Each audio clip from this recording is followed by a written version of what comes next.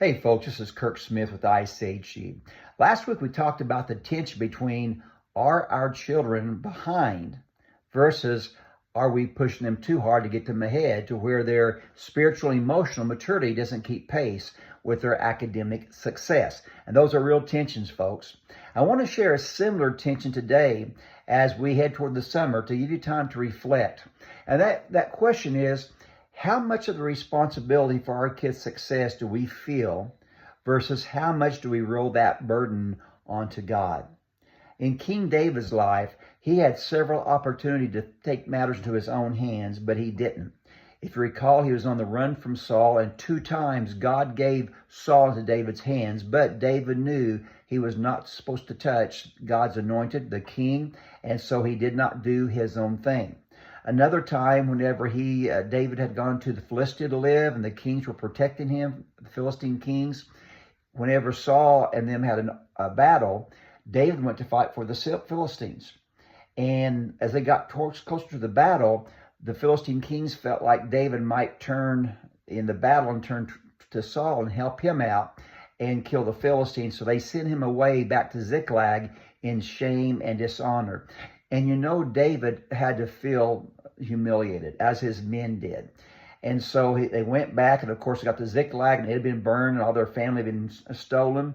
So it was like, insult upon injury. But you see, God was looking down the road. He could see things that David could not see. If David and his men would have killed his fellow Israelites, folks, he could have never been king. I don't care what the circumstances are.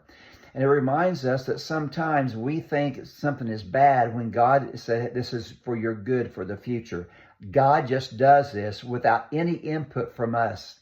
And then later on, of course, Saul and his sons were killed in that battle. And immediately, Judah went to make David their king. And at that point, he was not king over the northern tribes. Saul's other son that escaped was able to do that.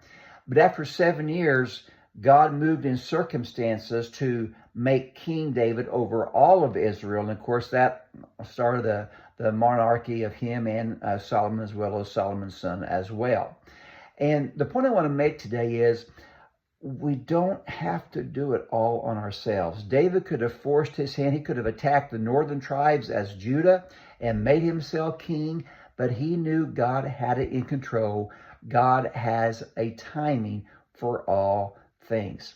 And folks, yes, you homeschoolers know this. We have to work, and we work hard. But I also want to caution you, don't leave God out of the equation. Don't think we have to make everything happen. And also, when things happen that we don't like, maybe God is looking down the road like he did for King David in an area that we just can't see.